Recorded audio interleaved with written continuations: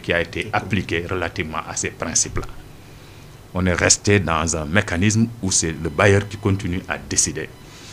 C'est pourquoi cette question de souveraineté est une question extrêmement importante. Di fàttali nag que souveraineté ne veut pas dire autarcie. Ça ne veut pas dire que soxlawuma kenn laalewuma ak kenn. Souveraineté mooy maay dogal.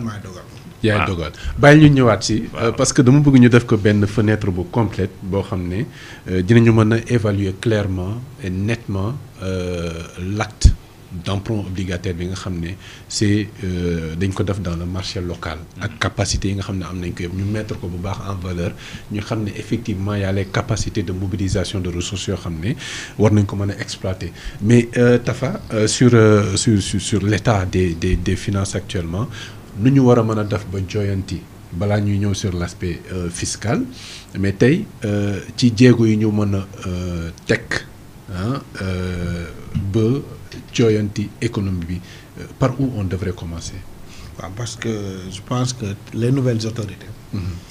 bi ñu ñëwee jaar nañu fi ñu waroon a jaar. fi ñëpp doon xaar en réalité. c'était ñu def tabula rasa ci suñu ay finances publiques parce que c'était basé sur du faux. En disant la vérité. Oui, en faisant déjà li ñu njëkk a def moom mooy.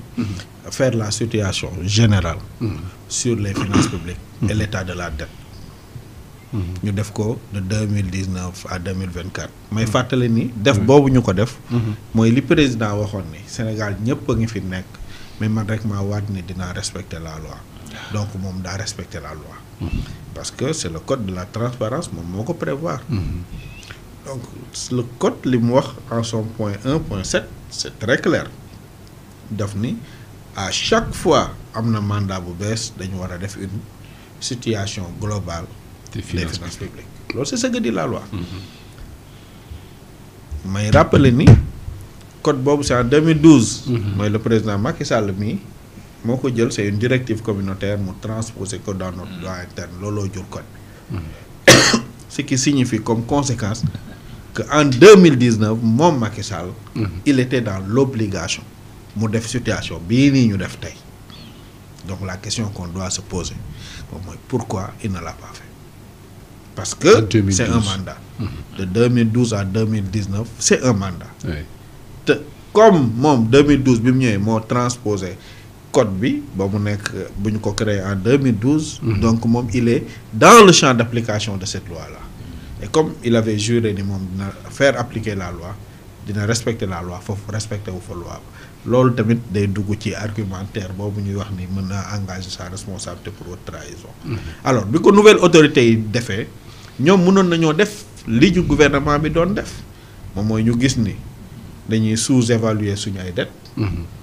Il y a des dettes bancaires non déclarées ba pare li gën a pire. mooy des dettes bancaires yoo xam dañ ko souscrire sans l'autorisation du Parlement. Et le code. maanaam dañu leb ci turu askan wi sans que ñu demander avis askan wi. mais la loi elle est claire la loi de finances. benn dépense mënuñu ko def sans autorisation du Parlement. De l'Assemblée nationale. Obligatoirement il faut moom Assemblée nationale mu def ko.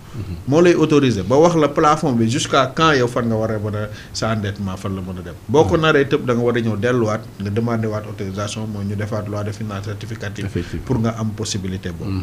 Maintenant la question qu'on doit se poser comment dans un pays normal mu mën a am dérégulation boobu noonu ñu mën a engager plus de 7 milliards d'euros de dette à l'insu du Parlement.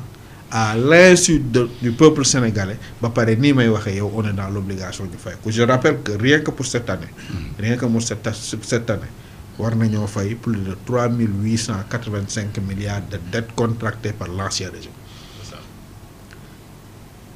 3885 milliards et courbe bi day gën a dem parce que en 2026 dina yegg 3600 vers 2027 lay commencer di wàcc. Donc vous voyez bien. mooy politique de la terre brûlée boobu noonu ñu defoon. et li gën a pire mooy li ñu doon wax ci état wu finance publique boobu parce que ça nous a permis ñu découvrir ñun comment ce pays là nañ la ko ñi ko doon gérer naka lañ ñàkkee woon sérieux et naka lañ amee woon fit di violer allègrement les lois comment nga mën a créer des comptes de dépôt mooy cap gouvernement ak sa compte là bi ñu SPIDS ah pour 1343 milliards. 1340 mais beneen compte bi da doon fonctionner comme des fonds politiques c'est-à-dire que loolu grave quoi plus de 303 milliards dépensés te dans le décret dans le boo lire rapport bi. moo tax gars yi bu ñu doon lire yaakaar naa dinañ am yeneen position. dans le rapport. les rapporteurs disent que. le président de la République moo ko créé par décret. et dans lequel décret il dit que ces fonds là. kenn du amul droit contrôler la destination des dépenses yu ñu def mais loolu c'est grave. loolu Assemblée nationale rek moom pouvoir boobu. et même les fonds politiques sont gérés. sont encadrés. mais ñu jël benn fonds. ubbi ko ci benn compte de dépôt maanaam banque commerciale. ba pare lu pire ñu confier ko à une personne boo xam du comptable public. mais est-ce que du loolu le premier ministre Ousmane Sonko doon wax. mais loolu la concernant les 1000 milliards. waaw bi mu booxee dans un compte ñu bari yuuxu nañu waaye yaakaar naa ni ça 1300 milliards. 1343 milliards. te ba ni may waxee donc compte boobu lu am la. mais am na ça a été le rapport le dit. mais pourtant les gens ont mais contesté ba tey jii ñu ngi ko ciy tongal. mais naan ko amul doyen tontu na la nee na la mauvaise foi beneen bi moom mooy les gens dañu nekk ci dans un déni total de la réalité lii kenn mënu ko contester. déggoo li doyen expliqué ça xam nga bi affaire bi amee. les gens pensaient que parce que rek xoolal li ñu def lu grave mooy li nga wax doyen ni ñoom seen comment naka la ñu ñàkk a wegee des institutions de la République. mais rapport bi premier rapport de la situation kan moo ko def du IGF. mais inspection générale des finances mais corps de contrôle la. foofu tamit les gens qui vont là-bas mais ce sont des gens qui prêtent serment. la preuve le rapport Prodac a été produit par qui. mais day am suite judiciaire seen conclusion. dafa mel ni IGE def rapport quoi nga ñëw ni non IGE dafa dañ ko loger présidence donc loolu muy jël c'est sur commande. ñu ne waa ok ñu jël même rapport bi. jox ko beneen corps de contrôle spécialisé dans la criminalité financière. mooy cour des comptes ñoom ci seen bopp ñoo doon wax ni woy ay wax Ousmane Sonko duñ ko wax nañ bàyyi bu cour des comptes wax. cour des comptes daal di génn wax. ngay génn si tappale à la limite dégg dans leur livre là. leur prétendu livre parce que j'ai entendu notre cher ami Babo.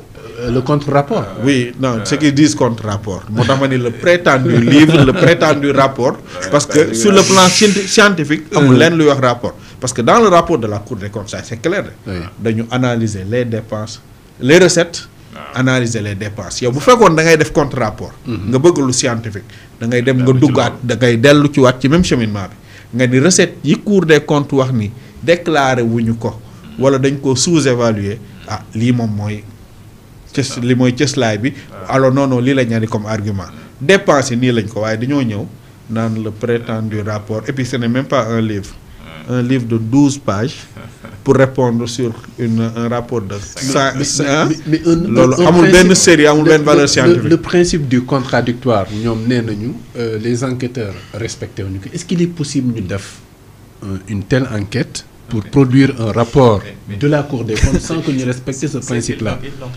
Soit ils sont vraiment nuls, c'est vrai, ou bien comme j'ai dit tantôt, ils sont dans la mauvaise foi. Parce que rapport bi boo ko lire d'abord titre bi le titre du rapport c'est audit du rapport du gouvernement.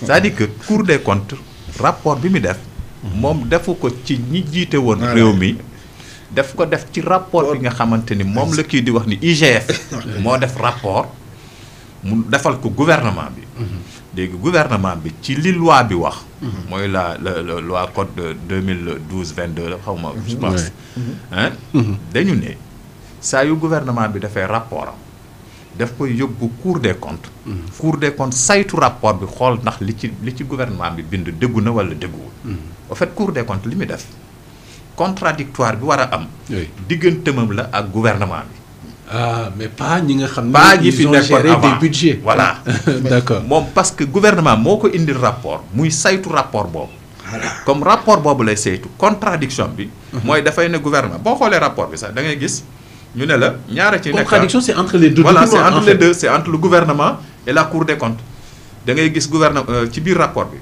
Cour des comptes da lay wax ni gouvernement bi li la wax ñun Cour des comptes lii la ñu wax. te gouvernement bi dana le gouvernement s'engage à corriger comprendre donc principe contradictoire bi ci diggante gouvernement Ousmane Sonko ak Cour des comptes la parce que Cour des comptes du Macky Sall la doon saytu. li muy saytu mooy rapport bi gouvernement Ousmane Sonko def te inspection des finances. defal ko ko. oui boobu rapport la Cour des comptes doon saytu. donc principe contradictoire bi foofu la moo tax ma ne la soit c'est de la te loolu bind nañ ko mu ngi ci ndorteelu rapport bi. bu fekkee ñoom def avertissement. soit jànguñu voilà jànguñu rapport bi wala dañu nekk dans de la mais doyen dafa mel ni Cour des comptes dañoo anticiper woon seen rapport. boo paree non oui c'est avertissement lañ def. loolu avertissement Cour des comptes dafa wax moom nan la liggéey. kan la waxal ak nan la def même dans ces avertissements li doyen wax ni les réponses daf ni la réponse du gouvernement. moom mooy li ñu jël nii en italique. voilà. waaw en italique xoolal dans le rapport gis nga ça a été précisé xoolal li ñu def en italique nii. nee na moom mooy réponse su gouvernement ñoom nag dañoo jàppoon ni gouvernement président Macky Sall la ñuy waxal. voilà dañuy waxal. et puis boo seetloo doyen su ma la. vas-y voilà mooy boo seetloo. regarde bien ban corps ci gouvernement bi moo mujjee am ay nomination ce sont les responsables du trésor. c'est ça mais il fallait que ce rapport là soit contradictoire le président de la chambre des disciplines financières def na benn exposé bu magistral nee na doyen mu ne xam nga dans la loi bi def ni gouvernement bi 3 mois lay def rapport jox Cour des comptes mu am 3 mois mais ñoom dans la loi organique de la Cour des comptes ñoom 3 mois mënuñ ci def rapport parce que day bu boobaa du contradictoire parce que ñoom 3 mois la ñu am pour def rapport am beneen 1 mois pour jël rapport boobu ñu soumettre ko les autorités yi ñu audité pour ñooñu andi seen observation pour ñu génne seen rapport final donc looloo waral ñoom boo xoolee ñoom ils ont fait presque 4 mois wala 5 mois balaa ñu koy génne parce que ba pare et c'est légal parce qu'ils disent que dans la hiérarchie des normes la loi organique moom moo sut une loi ordinaire comme la loi portant Cour des comptes c'est une loi organique donc et que procédure boobu noonu ça figure au niveau de la loi organique loi de 2012 bii loi ordinaire la donc ñoom loi organique bi day substitué wu ci loi ordinaire et que li doyen wax moom moo ci nekk le rapport sur la Cour des comptes a été contradictoire doyen nag da nga ni soit dañoo nul wala ñoo mauvais choix man je dirais que ñaar yëpp dafa dajaloo ci ñoom parce que quand tu entends parler un Pape Malick Ndour moi je le dis ici solennellement il y a des choses qui est un agent du ministère des Finances mais être agent du ministère des Finances ça ne signifie pas forcément il n'était même pas des finances il était xam nga économie ak finance dañ ko séparé très bien à partir de 2019 dañuy def ministère de l'économie du plan et de la coopération effectivement moom DPE la nekkoon ñu yóbbu finance et budget voilà ñu dafa finance et budget moom il était à la DPE DPE voilà direction de la prévision et des études économiques c'est ça c'était beaucoup plus des statistiques la doon def voilà ay statistiques la ñooy def les moo tax léegi ñu yóbbu affecté ko à l'ANSD voilà parce que c'est une suite logique c'est-à-dire que xam nga ANSD c'était la DPS direction de la prévision et des statistiques léegi bi ñu ko tasee direction de la prévision des statistiques ci la ñu créé ANSD l'agence qui s'occupe des statistiques et de la démographie ñu créé DPE direction de la prévision et des études économiques soog a jaaree soo moo ko njëkkoon a jiite fii bi ñuy door a créé parce qu'il était directeur de la prévision et des statistiques bi ñu séparé ñaar yi mu jiite moom DPE donc Pape Malick c'est à la DPE qu'il a été pendant peu de temps d'ailleurs yàggu fa donc il montre comme un financier je ne lui connais pas en tout cas un parcours de financier sauf quand il était dans une mutuelle à Ndofane waaw xam naa loolu tamit et cetera en tout cas ses propos man ses prises de position publique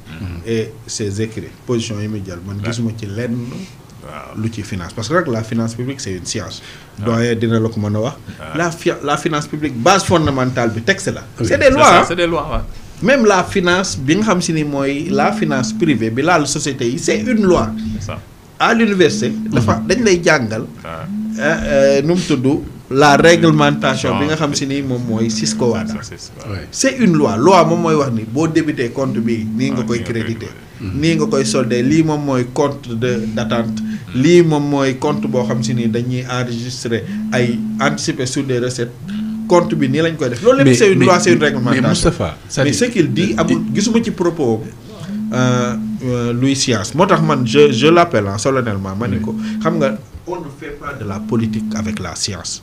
Parce qu'attention, la Avec science... la finance ou la science? La science, quelle La est science, politique? d'accord. Parce qu'on ne peut pas... Regarde ce qu'il dit. Oui. Vous demandez, c'est un économiste. Économiste, vous savez, la dette publique, ça pose problème. Et alors, pourtant, moi, c'est une yakar sur le débat, sur le débat financier. Le débat économique. Confirmé à pair. Donc, la science n'a jamais été une préoccupation de la paire. D'accord. D'ailleurs, parti borom xam-xam. D'accord. Il s'est débarrassé de tout ce qui était dépositaire. Voilà. Mais il y en avait quand même. Il y en avait des Voilà, il n'aime pas ça. Parce que je pense que dans le coton sonal, il s'en est débarrassé. En réalité, Babo, il y a un cité ça, c'est un Nagoudi. Amadou Ba Babo, ça m'a raconté du Baho. Il a dit. Ils ont fait de la littérature politique. C'est 12 pages. Moi, je ne l'ai pas encore vu. Mais bon, tu sais, quand quelqu'un est dans le déni, comme dit Tafa, mais d'où me bëgg de le seetaan ou de le lire. Peut-être juste pour am fan nga et quand tu les écoutes, moo leen dégloo tuuti rek xam fi jëm. C'est une conférence de presse, loolu ñu doon wax. Voilà. Mais loolu mooy livre bi. Voilà. À la limite, est-ce que nous pas Et puis ce qui est grave. Oui. Moi, il dit que c'est pour cela que Macky Sall, dans sa psychologie, il dit que c'est Macky Sall qui leur a demandé de faire ça. C'est-à-dire que Macky Sall, en tant qu'ancien chef d'État, il demande à son parti politique. Ils ont institué les réunions du jeudi. Formellement de discréditer les institutions.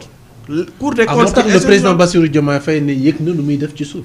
L'idée officielle parce que pas mal moo ko wax. Et puis c'est que Macky Sall c'est quand même un personnage extraordinaire quoi. Je disais que c'est un anti-modèle à tout point de vue. C'est-à-dire que voilà quelqu'un qui après naka laa koy waxatee juddoo ci réew mi c'est-à-dire 2012 bon man bokkuma woon ci ñi koy ñu yaakaaroon dara ci moom. Parce que moi le personnage je l'ai analysé bien avant. Mais 2012 bi nit ñi di wax ni Macky Sall egsi na ci nguur gi. dañu ne il est né après les indépendances. Fii la jàngee génnul réew mi. Donc c'est quelqu'un qui s'est construit dans le processus le sénégalais le plus abouti. Maanaam jàngee ci école publique yaru ci mbedd yi def pot lait football pot meew. Naan ataaya ci koñ yi màgg ba am lijaasa yi gën a kawe ci lijaasa yi ingénieur quand même dugg administration nekk fa en tant que fonctionnaire de hiérarchie A jiite service jiite direction nekk ministre ci ay fànn yu bëri nekk premier ministre président de l'Assemblée nekk président de la République loolu yëpp nga am ko ci diir boo xam ne ñaari fukki at ak ñaar mais bés bi nga ñàkkee nguur gi nga joxe lenge yi yaa ngi woor nekk ci weeru koor musulman nga nekk ci ngoon pare ci ngoon doog a woo ci réew mi man loolu xaw ma nit ñi xool nañu mbir moom lu kéemaane ngi noonu c'est-à-dire que voilà il a voulu rapidement partir pour bàyyi ñi ak seen sago ñu mën a gérer xajatul ci réew mi il est parti à la pointe des pieds parce qu'il avait peur. Surtout, il avait peur. Le seul sentiment que Macky avait en ce moment-là, mooy dafa tiit ci li muy def ci at yëpp 12 ans de mandat. Mais tiit ci li muy mujj def cette politique de terre brûlée. mooy tas réew mi yàq ko booy bu ñu ñëwee duñ fi def 6 mois sénégalais yi doyal ci ñoom. En fait tout ce qu'il a construit entre mars le 24 mars. Et le 2 avril. C'est même pas 10 jours.